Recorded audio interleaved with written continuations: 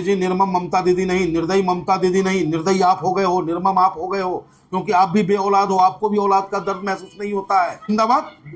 अगर थोड़ा सा भी गैरत होगा तो उनको यूज नहीं करना चाहिए। हम ईरान के चाहने वालों को वो सिलेंडर फ्री में दे देना चाहिए। और इजराइल के समर्थक है उसे कहाँ भेजा जाएगा? सीओ महोदय, इजराइल का जो समर्थक है उसे कहाँ भेजोगे ये भी तो बता दो। या सिर्फ मुसलमान को देखते ही आपका डंडा खड़ा होता है और बाकी को देखते ही ठंडा होता है? बिल्कुल गलत बयान था सीओ साहब आपका। आपको इस बयान को लेकर के जवाब देना होगा। और हमारे नेता बैरिस्टर साहब ने बिल्कुल उचित कहा कि ये देश सीओ साहब आपके बाप का नहीं और किसी के बाप का नहीं, सबका है। और संविधान हमें इजाज़त देता है पीसफुली प्रदर्शन करने को। माननीय अदालत के निर्णय का मैं सम्मान करता हूँ, न्यायालय का। और न्यायालय ने ये विश्वास दिलाया है हिंदुस्तान के मुसलमान भाइयों को कि कानून जिंदा है और उन अधिकारियों को आईना दिखाया है जो सरकार की चमचागिरी करना चाहते हैं। पंडित जी, लगातार ये संभल ये चर्चे में क्यों है? इससे पहले जो सीओ थे वो भी मुस्लिमों के खिलाफ बयान देते थे, ये वाले जो सीओ आए हैं नए, ये भी मुस्लिमों के खिलाफ बयान दे रहे हैं। अब अयोध्या तो मामला खत्म हो गया ना साहब। चुनाव जैसे जैसे नजदीक आता जाएगा, संभल भारतीय जनता पार्टी का प्रयोगशाला होगा। और आपके चैनल के माध्यम से, सोशल मीडिया के माध्यम से मैं संभल के नौजवानों से, बुजुर्गों से अपील करूंगा कि संभल को आप प्रयोगशाला न बनने दें।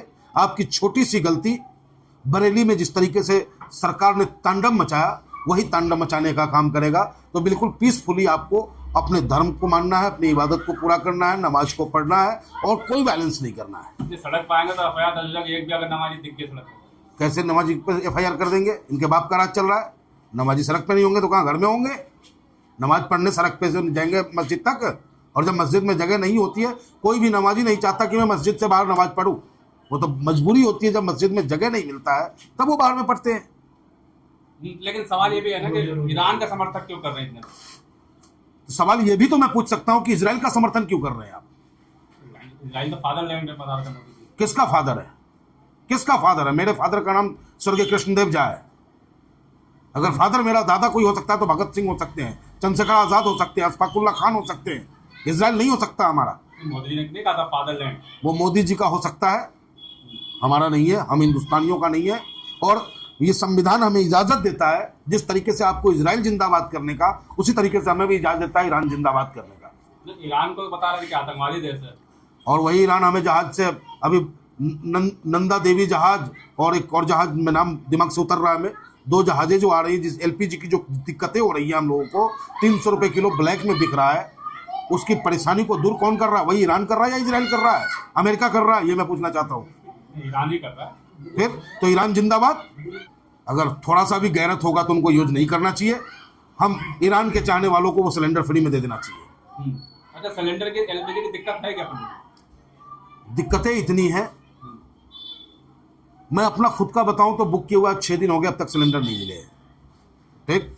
और जो आम जन है, जो छोटे सिलेंडरों में अपना गुजारा करते 1 किलो 2 किलो भरवा करके, कल तक उन्हें 100 रुपये किलो मिलता था, आज उन्हें 300 रुपये किलो खरीदना पड़ रहा है।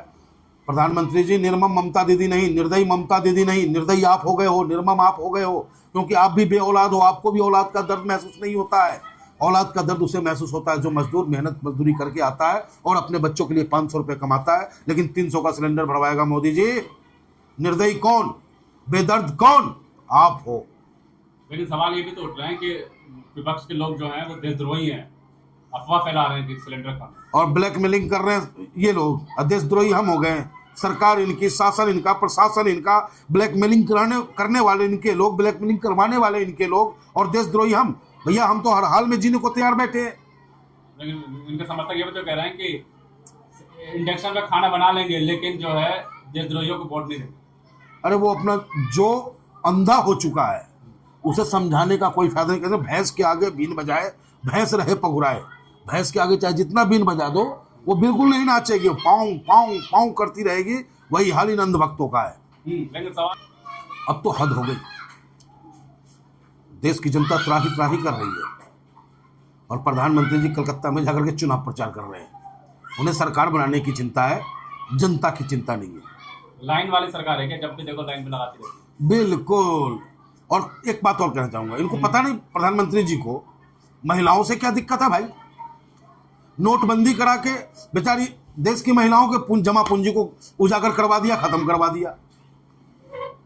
फिर आपको जो है वो लॉकडाउन ला करके देश की महिलाओं को घर का नौकर बना के रख दिया, और अब जो है चूल्हा फूकवाने में मजबूर कर रख के फूक फूक करते रहो। लेकिन बयान भी अगर देखा जाए सरकार की तरफ से जो बयान आ रहा है वो ये कह रहे हैं कि किल्लत नहीं है सिलेंडर की। योगी आदित्यनाथ की तरफ से बयान है किल्लत नहीं है सिलेंडर की, लेकिन कल मोदी जी बोले पहली बार, और वो कह रहे हैं कि जैसे कोरोना में संकट था वैसे ये भी संकट दूर हो जाएगा। तो दिक्कत क्या है? एक तरफ कह रहे हैं कि दिक्कत नहीं है, एक तरफ कह रहे हैं संकट है। दरअसल एलपीजी उपलब्ध है, लेकिन जब रखवाला ही उसका ब्लैकमेलर बन जाए, डिस्ट्रीब्यूटर ही उसको ईमानदारी से डिस्ट्रीब्यूट न करे, यहाँ सरकार की पैनी नज़र की आवश्यकता है। डीएम और कमिश्नर स्तर पे, अगर हम कमिश्नरेट में रहते हैं तो कमिश्नर महोदय और डीएम महोदय को निर्देशित करना चाहिए था, खाद्य आपूर्ति विभाग को निर्देशित करना था कि डिस्ट्रीब्यूटर के पास प्रशासनिक नज़र हो और ईमानदारी से सामान सिलेंडर उसे मिले, ब्लैकमेलिंग बंद हो जाएगा। सवाल, गाजियाबाद में हिंदू रक्षा दल बहुत एक्टिव है और लगातार हिंदू की रक्षा करते हुए दिख रहा है, क्या कहें? ये हिंदू रक्षा दल नहीं, हिंदू विनाश दल है। हिंदू के नौनिहाल बच्चों को उसका माइंड वॉश करके उसे शिक्षा के ऊपर न ले जा करके जॉब के ऊपर न उसका ध्यान चला जाए। और जितने भी बच्चे उनके साथ जुड़े हुए उनके अभिभावक आज खुश नहीं है। किसी की बाप की ताकत नहीं है, किसी की बाप की ताकत नहीं है कि गाजियाबाद से मुसलमानों को खाली करा दे कोई। गाजियाबाद मुसलमान का है, मुसलमान रहेगा, और मुसलमान हमेशा से था और रहेगा। इनके चौधरी तो कह रहे हैं, खाली करा, सुना होगा बयान आपने? अरे मैं नहीं मानता इन सब बयानों को, और कहने से अगर होता हो, और सरकार को चाहिए था यहाँ पे अगर मैं कह दूं उसके विपरीत शब्दों का इस्तेमाल कर दूं तो ये गाजियाबाद की तमाम पुलिस हमारे पीछे होगी। आखिर क्या ऐसी बाध्यता है कमिश्नर महोदय का, क्या ऐसी मजबूरी है गाजियाबाद पुलिस की कि ऐसे नफरती और कट्टर भरे बयान देने वाले लोगों के ऊपर कार्रवाई नहीं हो पाती है? सम्मानंद आपको डर लग रहा हो, कह रहे हैं कि हो सकता है सरकार ही उनको मरवा दे, और हम ही वोट दे के लाए थे, हमने मुकदमे झेले इन सरकार। अरे भैया अब क्या कहे, नरसिम्हानंद ने तो कहा था वो दक्ष के लिए कुत्ते की तरफ मारा। अगर हम कह दे कुत्ते की तरह मारा है तो तकलीफ होगा, लेकिन नरसिम्हानंद जी ने कहा है ना। नरसिम्हानंद जी का बयान कब किसके बारे में बोल दे, जब वो हजरत मोहम्मद पैगंबर साहब को नहीं छोड़ रहे तो योगी जी किस खेत के मूली है भाई? हजरत मोहम्मद पैगंबर साहब गॉड हैं, हजरत मोहम्मद पैगंबर साहब संत हैं, अल्लाह के दूत हैं, अल्लाह हैं, जो भी है। हमारी हस्ती नहीं है कि उनके बारे में मैं कुछ बोल पाऊँ, किसी साधु संत के बारे में मैं बोल पाऊँ। मैं एक राजनीतिक व्यक्ति हूँ, लेकिन इतना ज़रूर जानता हूँ कि हजरत मोहम्मद पैगंबर साहब का संदेश भाईचारा का था, उनका संदेश लोगों की मदद करने का था, इंसानियत का था, लेकिन उसको लोग समझने का प्रयास नहीं कर रहे हैं। सिर्फ धर्मांध होकर के एक दूसरे के धर्म के विरुद्ध अपशब्दों का इस्तेमाल कर रहे हैं, जिससे मैं दुखी हूं, और ऐसे लोगों पर इस निंदा के तहत कार्रवाई होनी चाहिए।